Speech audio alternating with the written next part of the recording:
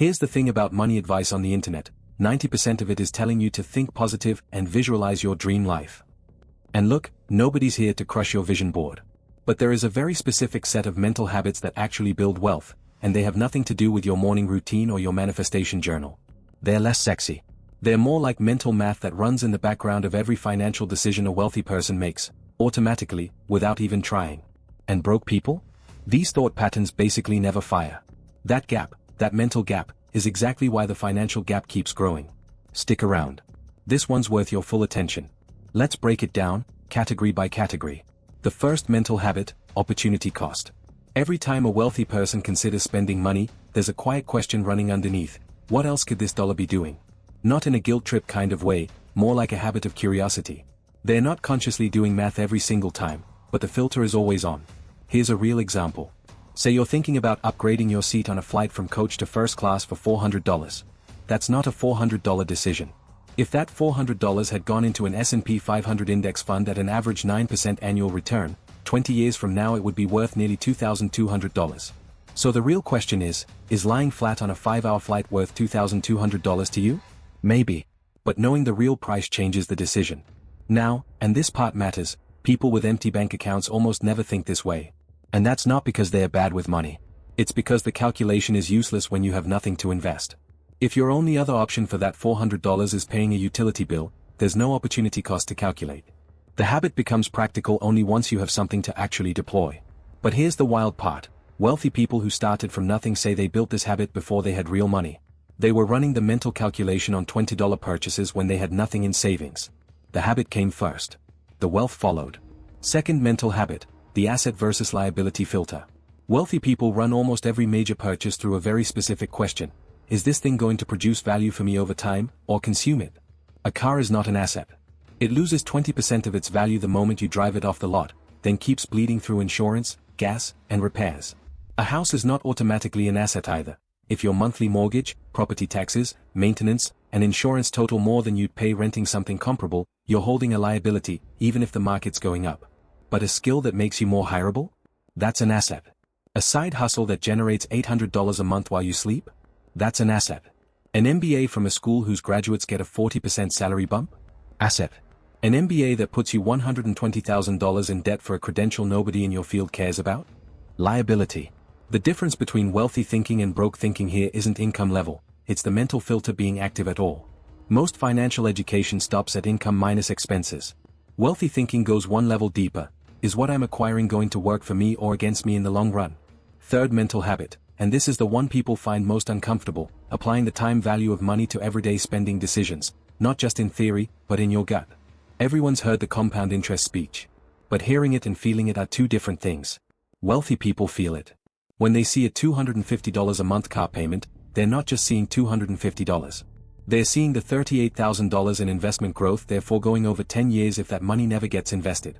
When they see a stack of subscriptions, Netflix, Hulu, 3 apps they forgot to cancel, they're seeing the cost of those subscriptions compounded over a decade.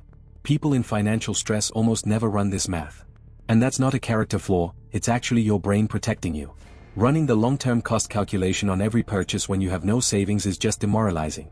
It hurts without any payoff, because you have nothing to do with the money anyway. But the moment you build even a small buffer, even $2,000 or $3,000 in a high-yield savings account, that math flips. Suddenly it's not a guilt trip. It's a game. The same calculation that was draining becomes motivating, because now the alternative is real. That is why the first few $1,000s you save is the most important money you'll ever put away. Fourth mental habit, rate of return thinking applied to everything, not just investments. Wealthy people don't just ask whether they can afford something. They ask, what's the expected return on this spend?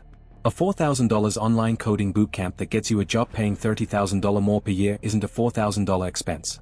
It's a 750% first-year return.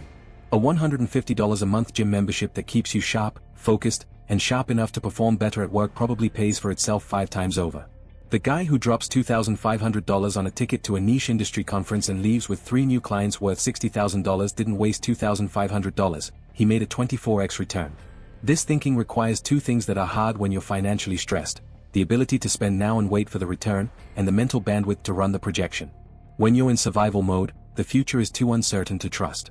A theoretical return feels like a gamble, not a plan. As the cushion grows, the calculation becomes accessible and increasingly profitable. Fifth mental habit, and possibly the most underappreciated one, the bias toward ownership over consumption. Wealthy people want to own things, not just use them. Equity in businesses, shares in index funds, rental properties. The reason isn't philosophical, it's structural. Consumption is a one-way transaction. You spend money, you get an experience, it ends. Ownership is a compounding transaction. You buy something that keeps producing value. Here's how this shows up practically. A person with wealthy thinking habits doesn't just shop at Target, they own Target stock. They don't just sign up for a gym, they think about buying into a franchise. They don't just work at a company, they negotiate for equity or stock options. Can everyone do all of that immediately? No. But the orientation matters. Wealthy people are always scanning for, where can I convert spending into ownership? Even small moves in that direction, buying fractional shares with money you'd have spent on something disposable, shift the trajectory of your financial life. Sixth mental habit, thinking in decades. Wealthy people regularly ask themselves questions that most people avoid, like a dentist appointment. What does my financial picture actually look like at 65 if I keep doing exactly what I'm doing now? How much does retirement actually cost, in real numbers, not vibes? If I bumped my 401k contribution by 3%, what's the 30-year difference? These are uncomfortable questions when the answers are bad. Which is precisely why most people skip them. But here's the brutal math. A 32-year-old who discovers they're $400,000 behind on retirement savings has 33 years to course correct. A 58-year-old who discovers the same thing has maybe 7 years and a lot fewer options. Doing the painful calculation early is one of the highest return activities in personal finance. It costs you nothing but an hour of discomfort and potentially saves you from a retirement that looks like working at Walmart at 74 because there are no other options.